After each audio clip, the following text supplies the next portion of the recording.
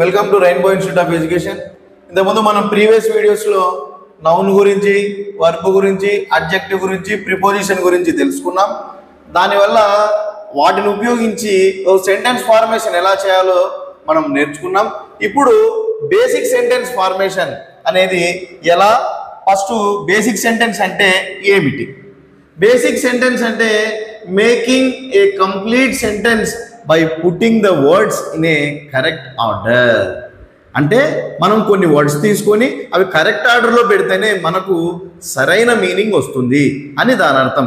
ఇప్పుడు చూడండి, ఇక్కడ సెంటెన్స్కి ఏమేమి ఉండాలి? మేక్ సెన్స్ అంటే మీనింగ్ ఉండాలన్నమాట సెంటెన్స్లో. తర్వాత దాంట్లో ఒక సబ్జెక్ట్ ఉండాలి, వర్బ్ ఉండాలి. అసలు సబ్జెక్ట్ అంటే ఏంటి? హూ అంటే ఎవరు, ఆ సెంటెన్స్లో what, who and what. Verb అంటే ఏంటి? ఆ హూ ఆర్ వాట్ అంటే ఎవరు లేదా ఆ వస్తువు చేసే పని. ఓకేనా?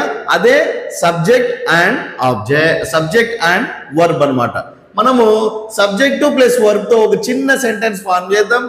బర్డ్స్ ఫ్లై అంటే ఇందులో సబ్జెక్ట్ ఏంది? బర్డ్స్. ఫ్లై అనేది అవి చేసే యాక్షన్ కాబట్టి వర్బ్. ఇక్కడ డాగ్స్ బార్క్ అంటే కుక్కలు మొరుగుతున్నాయి. ఓకే, కుక్కలు వచ్చి హూ ఆర్ వాట్ అన్నాం కదా సెంటెన్స్లో. ఇక్కడ హూ ఎవరు? డాగ్స్ కాబట్టి ఇది సబ్జెక్ట్, బార్క్ అనేది వర్బ్. చిల్డ్రన్ లాఫ్ అంటే పిల్లలు నవ్వుతున్నారు. చిల్డ్రన్ అనేది సబ్జెక్టు, లాఫ్ అనేది అంటే వాళ్ళు చేసే యాక్షన్ కాబట్టి అది వర్బ్. ఇంకా ఇక్కడ చూడండి, subject, verb, object.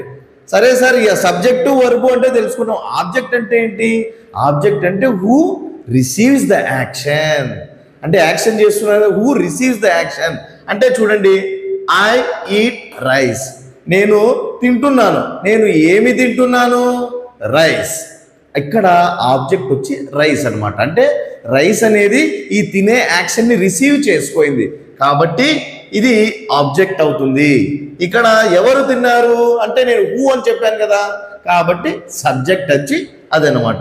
They play cricket వాళ్ళు క్రికెట్ ఆడుతున్నారు. దే అంటే హూ కాబట్టి అది సబ్జెక్టు. ప్లే అంటే యాక్షన్ కాబట్టి వాళ్ళు ఏం ఆడుతున్నారు? యాక్షన్ కాబట్టి వర్బ్. వాళ్ళు ఏం ఆడుతున్నారు? క్రికెట్. ఇది యాక్షన్ రిసీవ్ చేసుకుంటుంది కాబట్టి ఆబ్జెక్ట్.